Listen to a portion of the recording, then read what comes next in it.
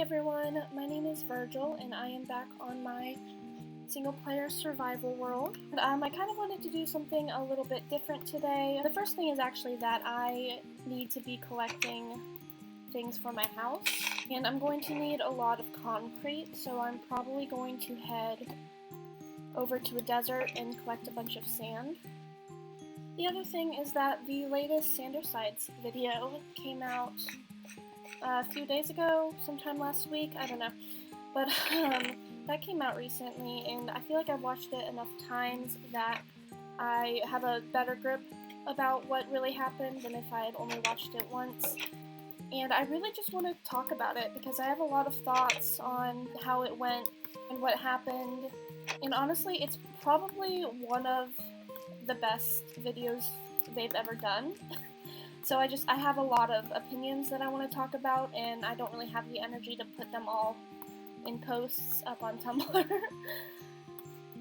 And I made a couple of posts, but I feel like they didn't really get into everything that I wanted to say. And I do just want to say that I'm having a lot of lag right now. I do just want to say that I might mention it a couple times throughout the video, I'm not sure. But I'm not going to be endorsing, I guess, any unsympathetic characters. I don't think there's anything wrong with headcanoning any of the sides as unsympathetic. I used to do it for Deceit, and at the start I did it for Remus a little bit, but I just don't feel that way anymore. So if that's something that bothers you, I won't be talking about it. I love all of the sides so much, so I need shovels. Why did I come here? God damn it, I forgot that all of my shit... Okay. Anyway, before I get to that though, I did want to mention that I actually came up with a backstory for this world because I realized that I was feeling pretty, I don't want to say burnt out, because that's not true, but kind of stuck about what I wanted to do for videos. And I realized it was because I didn't really have a direction of what I wanted the world to go in. I have a bunch of ideas for different builds, but it felt weird doing them when I didn't really have anything that was tying them all together. Hello. Do I have a chest for food somewhere? It's probably in my house, isn't it?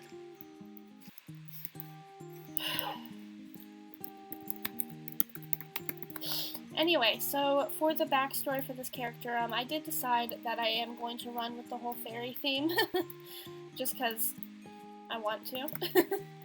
And I basically... Oh, sit down, Patton. Thank you. So basically what's going on with this character is that they were originally a demonic fairy from the Nether, and somehow, I'm not sure how, but somehow...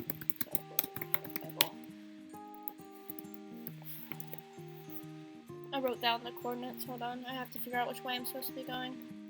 Okay, I think that way. So anyway, oh, do I have a bed? Okay.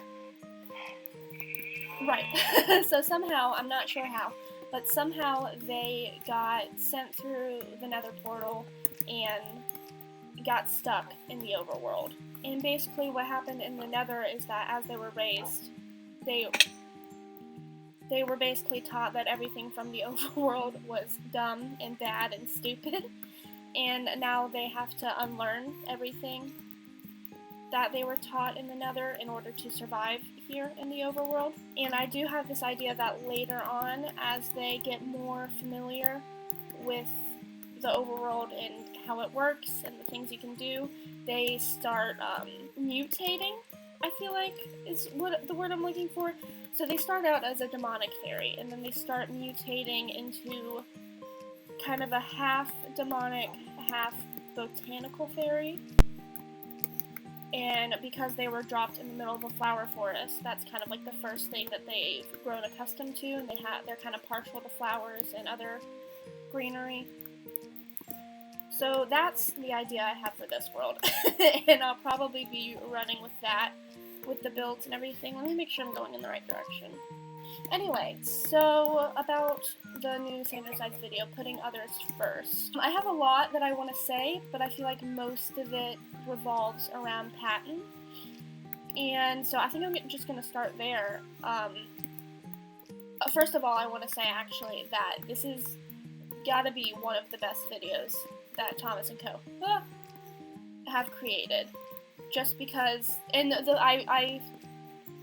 I could tell from like the first 10 minutes watching, because it was just, I mean, this may be subjective, but load, please.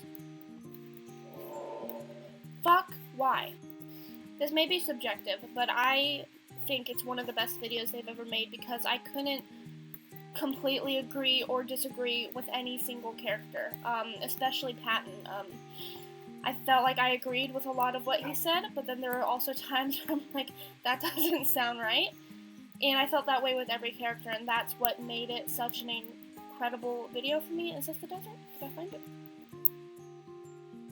I think I did. And I do want to start out by saying that something Joan mentioned in the live stream was how when Patton was first introduced, so many bunnies. When Patton was first introduced, he was kind of implied to be perfect. He was like the flawless, silly morality character. And is this as big as the desert is? And in the later videos, now we're starting to see all of his flaws come through, and he's made a lot of mistakes. There's a scene at the end where Patton asks Janice if there's a limit to how many times you can apologize to someone before you just have to admit that they're just bad for you. And I just think, oh, I shouldn't have Patton down here while I'm doing this. And I just really am loving this development in Patton's character, and something that's really frustrating is, oh my god, so annoying, this lag. Something that's really frustrating is there's been a lot, I feel like since, there we go. I feel like it was since,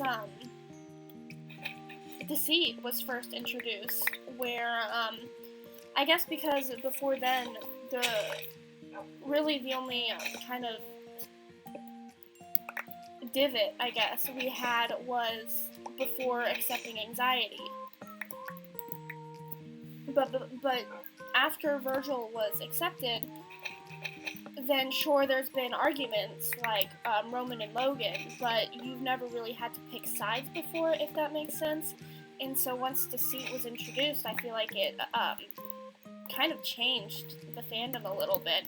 And I just keep, there's a bee somewhere. And it started to get really uncomfortable, because especially when it comes to Patton, I've noticed the most is people are suddenly really, really hard on him. It's kind of ridiculous, in my opinion, how much people just get on him. And something that I really enjoyed in this video was Patton has been learning that he's being a little bit too strict with Thomas, and that he's not really giving him any space to breathe, and all of that stuff. And you could tell right from the beginning how hard Patton was trying. I mean, and Deceit mentions later on, Janice mentions later on how, you know, all of the methods he was trying really didn't change anything. And Deceit was right about that. But in my opinion, that doesn't change how hard Patton was still trying, just because he was doing it wrong. And that was like one of my favorite parts of the video, was just seeing how hard he was trying, I guess. And I remember there's this scene in particular, I actually made a post about it. I got really upset because, let me just look for it here. Okay, so it's the scene kind of close to the beginning where they're joking, they're making the good fella joke, and then Patton says, like, well, we can all agree that Thomas is a good fella. And then Thomas and Roman, like, just fucking jump down his throat. Like, can we all agree? It's just like, I completely understand that Patton needs to learn not to speak for other people, but I feel like that was such a shitty example that, like, they really was like, Patton was just complimenting Thomas, and they've spent the last, like, 3 videos asking if Thomas is a good person or not. Like, do you really want to go back to that fucking conversation? It was just like... And Patton actually mentions, I think it's later in the video, he says that he's done questioning whether Thomas is a good person or not. And I do feel like it was related to that comment in the beginning of Thomas and Roman being like, oh, but can we all agree on that? It's like, he was just complimenting you, like, calm down. And, I do think a part of the whole, I can't 100% agree or disagree with any given side, is, the scene right before Patton turns into Lily Patton. Like, everything leading up to it, where it's Janice, but we don't know it's Janice yet, we still think it's Logan. Janice is trying to, like, honestly, I don't know what his goal was there, but when he's, like, cornering Patton about, martyrdom, I guess, and I just, like, I completely agree what Janice was trying to do and what he was saying, but there's another part of me that's like, it was so obvious how confused and distressed Patton was, and he was, like, trying to articulate his thoughts without overstepping, and Joan actually mentioned in the members' live stream about how Patton was stuck between a rock and a hard place, and I don't know, like, how to explain it. It's like, when you're jumping down his throat like that and not letting him speak and pressuring him to get his words out while he knows that anything he says is just going to be used against him, it's like, obviously he's going to freak the fuck out. Like, obviously he's going to have, like, a fucking breakdown. And so that's definitely one of those instances where it's like, yes, Janice was right, and, you know, you need to bring that up, and you need to make sure Pat knows that, I don't even know, like, it's worth having a debate about, I guess, but to jump down his throat like that and then not expect him to freak out. Oh my god, I've never gone in one of these before. I feel like I need to. Okay, hold on.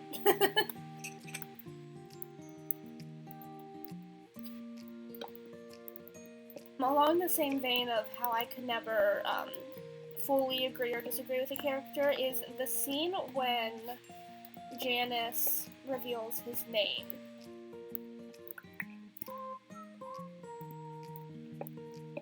The scene when Janice reveals his name, and then Roman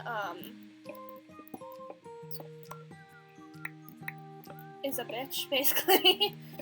It's like that whole exchange there where Roman laughs at Janice's name, and even though it's, like, obviously a super vulnerable moment, and then Janice says some fucked up shit to Roman.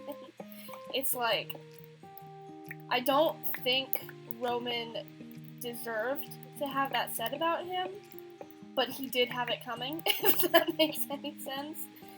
Like, they were both just so fucking rude. They were both just so fucking rude for, like, no reason, and, okay. I can't totally blame Janice for saying what he did, because, I mean, like, if you watched the episode, you saw what a vulnerable moment for Janice that was. I need to head back and drop some of this shit off. You can see what a vulnerable moment it was for him. Am I lost?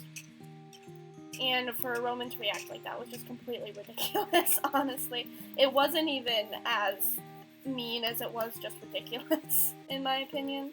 Oh, another thing that I wanted to talk about was in the very beginning of the episode. I don't know if it happened as often throughout the episode, but in, like, the first 20 minutes, I know for a fact, it was so, like, exciting, because I posted it, like, the second I noticed on Tumblr. I said that they were finally fucking learning how to communicate.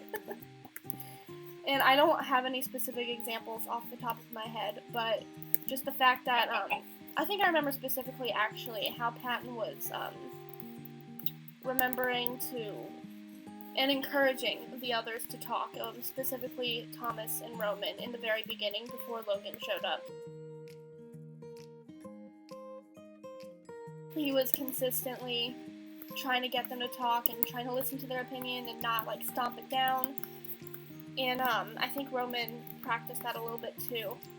And it's just, like, just this whole series, like, they've been so shit at communication, and I feel like that's a consistent problem that's causing the other problems. Hello. Oh, honestly, maybe I wasn't supposed to take it that way. I don't know. I'm so in defense of Patton for this episode. I feel like everyone has been way too hard on him. and this video really shows it. I don't know how much I agree with Janice about him saying Patton's methods weren't, like, working, if that makes sense.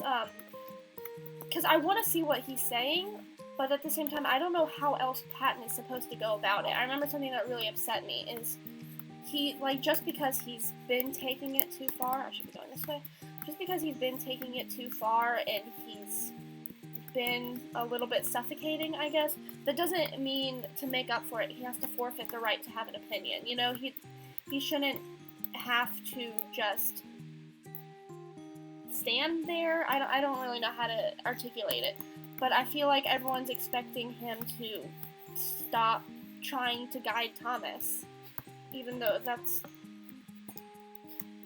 Just because he fucked up a little bit doesn't mean he's not allowed to have an opinion anymore and to say his opinion. And it's pretty frustrating that that's what people seem to expect him to do. And I feel like that's actually something that's been consistent, not just in this video, but in the fandom as a whole lately, when it comes to Patton, but also there's been a huge rise in unsympathetic characters lately, and not unsympathetic like, I'm having fun writing this character being an asshole, but like, people legitimately making posts that are like, I fucking hate this character, and this is why. And I feel like people forget that they're just, first of all, that they're not people. And I'm not saying that as in, like, they're characters. I mean, they're literally not people. they're sides. And, I know that when, what was it at the end of, which video was this at the end of? I think it was at the end of the Intrusive Thoughts video, where Patton says, I give you permission to think icky words sometimes. Something like that.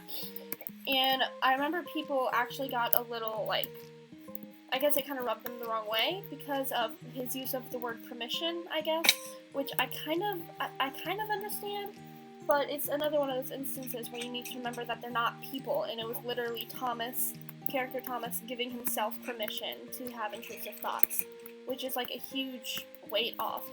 Come over here, Patton. Please get off the gravel. If you do have intrusive thoughts, then you probably know what I mean, but once you figure out what they are, that they're normal, that they don't really mean anything, then, you know how much pressure that relieves. And so it was basically the equivalent of that.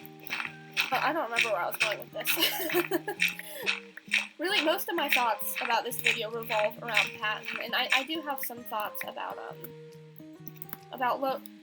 Logan, and especially about Janice, but most of them are about Patton, and how I just think people are being too hard on him, and it just makes me so, like, happy how hard he was trying in this video, because, I mean, you have to be blind not to see it, and whether you agree with Deceit or not, you might believe that his efforts don't matter because they didn't work, but I completely disagree, and I don't really think he was treated fairly just because he's made some mistakes, and I understand that, you know, he wasn't going about it correctly, the whole him not thinking he was allowed to not have an answer, but at the same time, he didn't get that out of nowhere. Like, it's not exactly his fault that that's the message he was given, and I think it just honestly just goes back to communication and how shit their communication is, and that they need to improve on it pretty desperately. I do think this might end up being one of my favorite videos, which is interesting because both Remus and Virgil weren't in it, and they're like two of my favorite characters. I mean, obviously, Virgil is one of my favorite characters, probably my number one favorite, and then Janice and Remus both come as like a really close second. I did see a post on Tumblr, someone saying how Logan was kind of, I don't know if this is the word they were going for, but Logan was kind of overreacting in this video. They were saying how at the end of the Intrusive Thoughts video, like, you know, they had that whole moment with Thomas and Logan, and how Thomas, like, gave Logan some recognition or whatever, and then, at the start of this video, Logan was already kind of up in arms with the whole, Logan's lowdown thing, and they were saying that like, really kind of bothered them about how Logan came in swinging. I didn't bring another. And I think that's kind of interesting because, I sort of get where you're coming from, and it does seem that way, that it kind of comes out of nowhere, But there's another thing to be said about how one line at the end of episodes and episodes of effort isn't going to be enough to fix. Logan has been having this problem since I don't even know how long. Character Thomas is a very emotionally driven person, and it seems like a lot of the times it's Patton who's in the driver's seat, or Roman. If it's not Patton, then it's Roman, and it's not either of them, then it's Virgil, and Thomas is having an anxiety attack.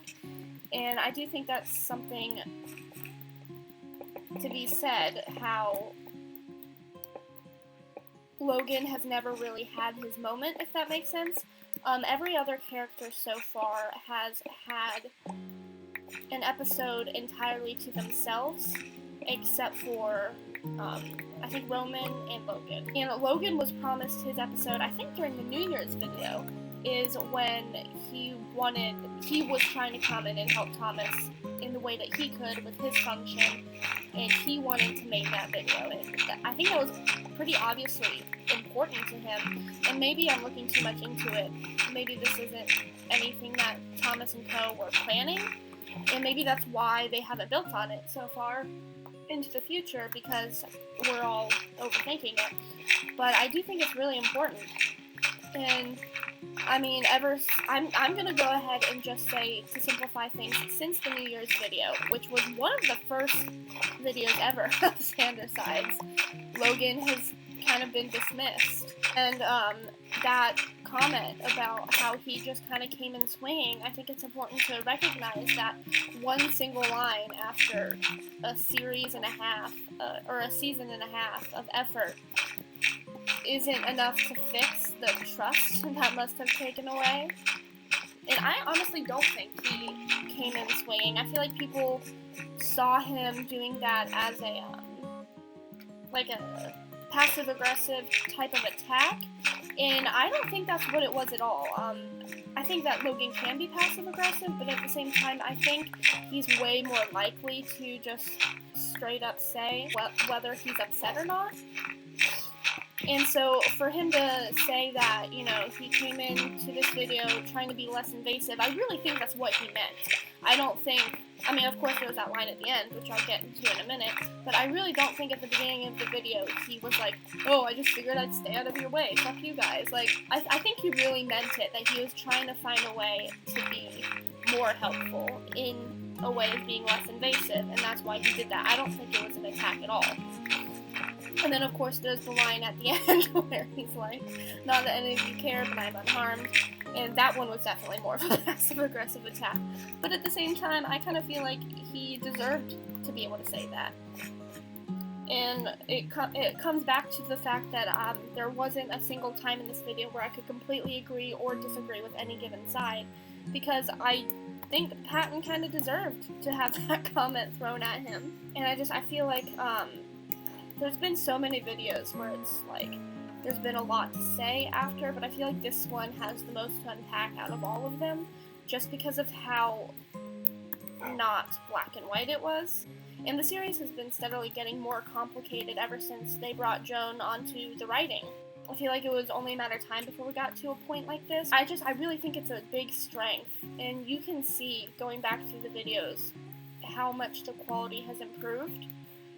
Not just through the things like the edits and the animations and all the stuff like that, but just through the writing itself and the subject matter. And I don't mean that a show has to be mature in the way of, like, now they're cussing more, and, you know, in the intrusive thoughts they're talking about death and religion and stuff like that. That's not what's improving the quality. What's improving the quality is, Joan actually mentioned this, I don't know if it was in this live stream or somewhere else, and they really loved the series until the end of the video came around, and they felt like it got wrapped up too quickly and too neatly, and I feel like that's one of the things that they've largely improved the series on, just by bringing Joan onto the team, because not everything is perfect.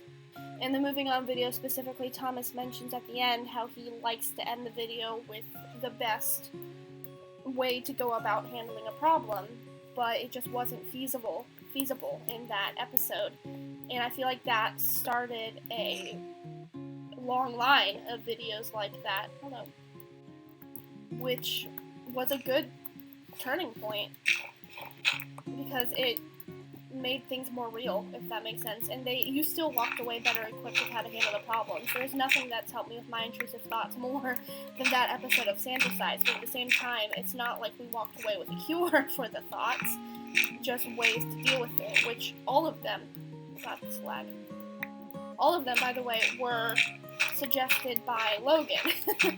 There was also something else I wanted to talk about. This isn't about the latest video specifically, it's more about the series as a whole. And I feel like there's been a lot of talk in the videos lately about which side is in the driver's seat. Like that phrase, the driver's seat, has been thrown around a lot lately. And I feel like it's kind of important to mention that I don't think there is any side at all that would be good in the driver's seat. There's a line from Roman. I don't know if it's good to laugh about, considering where we're at with Roman right now. But he, in the latest video, in Putting Others First, he talks about how maybe it's best for him to step back and have Patton go into the driver's seat.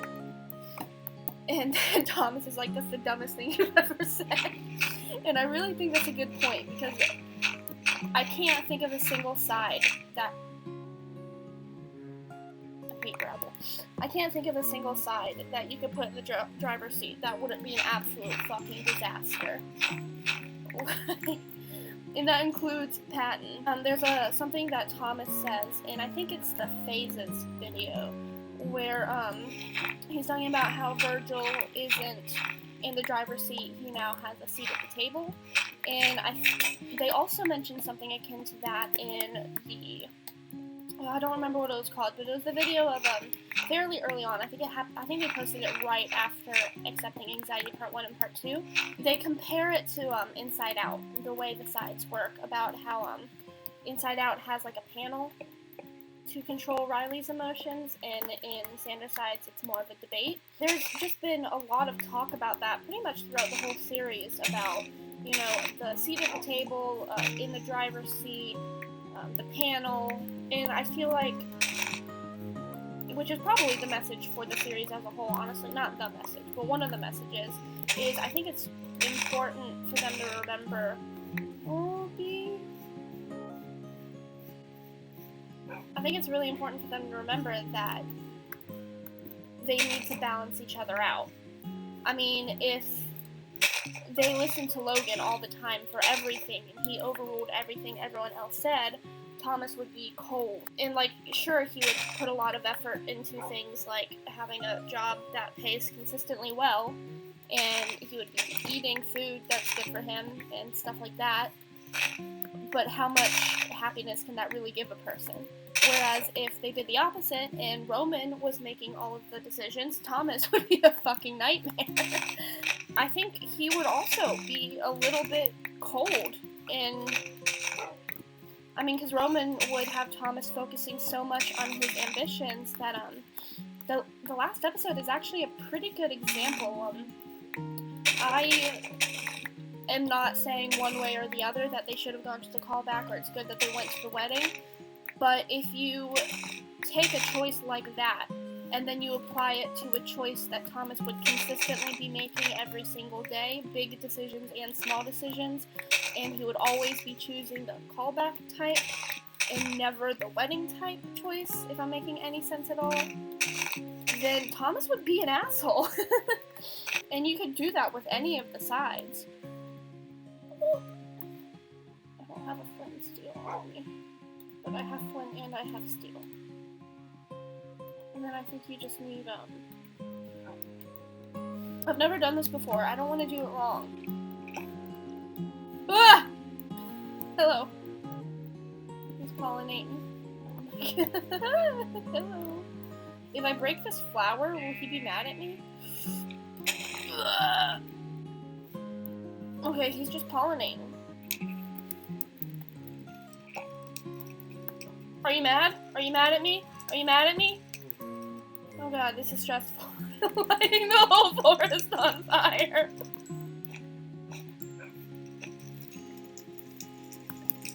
Oh, this is not going well. Oh, I broke the hive. Oh, I gotta go. I just wanted to harvest the hive. Fuck. god. Okay, that didn't happen. You saw nothing. Oh, another thing I wanted to talk about. This video is kind of all over the place, but back to the whole I can't really agree fully with one side, blah blah blah, you know, is Roman's mistrust for Janice. I feel like Roman was both completely overreacting and at the same time it makes sense. I mean, I almost don't disagree with anything Janice did, but I can also see how fucked up it was. And I don't know if that makes any sense at all, because Janice did a lot to Roman that I understood why he did it, and I almost agree if he were to say that it had to be done. But it did put Roman in a really bad position, like the entirety of selfishness versus selflessness, how Janice was pretty much using and manipulating Roman the entire time. Even though at the same time you could also argue that Roman did want the callback and Janice was just trying to get him to admit that.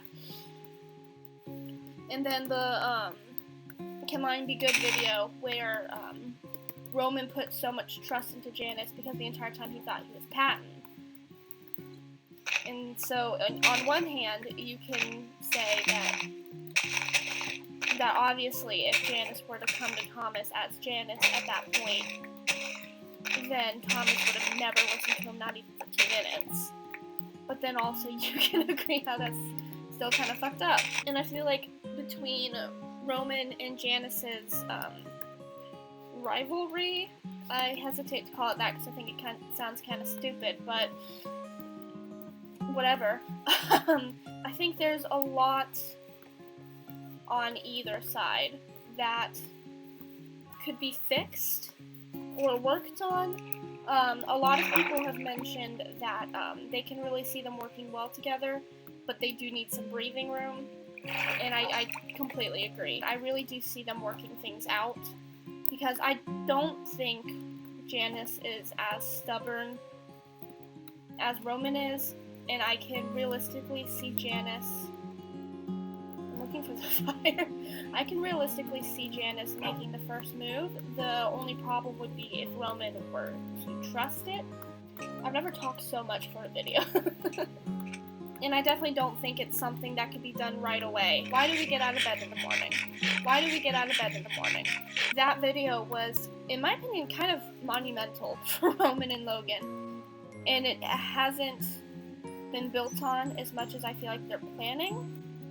Although I do see some improvements between Roman and Logan after that video. But I think in order for Janice and Roman to ever kind of reconcile and start working together, they need a video like that. I don't know about anybody else, but I know exactly what would make Roman and Deceit an incredible team. Just the same way that Roman and Logan make an awesome team. And God, they would be so fucking powerful together if they would just stop fighting. That's not the point. I'm talking about Janice right now. And I think they need a video like that, where we can see that, but they can't see that just yet. Or honestly, maybe Janice can see that. And that's why he played to Roman so much in the Can Lying Be Good and the Selfishness versus Selflessness video. But I think Roman needs to see that and then for Janice to make the first move, for them to really start having any kind of reconcile. Another thing that someone brought up that really makes me nervous after this video is what's going to happen between Virgil and Patton. Because they're already kind of not in a great place, and that's already kind of heartbreaking. But now that Patton is, kind of getting to be friends with Deceit, it's very worrying. I haven't shown you guys the idea I have for my house just yet. It's weird. I blocked out all of the space I'm gonna need for it with that cobblestone. That's what that was. I never explained. And it looks massive, and I can't tell if it actually is or not. But that's all the space I'm gonna need for my house. It's honestly taller than it is thicker, Anyway, I am really scared about what's going to happen in the next video and how Virgil's going to react to things. And Virgil's like my favorite character ever, and I love him so much. But he has been acting like a bitch lately. And that's another thing that really worries me. Why do I have so much dirt on me right now? He's already been acting like such an asshole lately. I'm pretty nervous about what's going to happen between him and Patton. How long have I been talking for? Okay, I think I've actually been talking about this for almost an hour, and I don't know who's gonna watch that. So I'm gonna go ahead and end this here. Bye.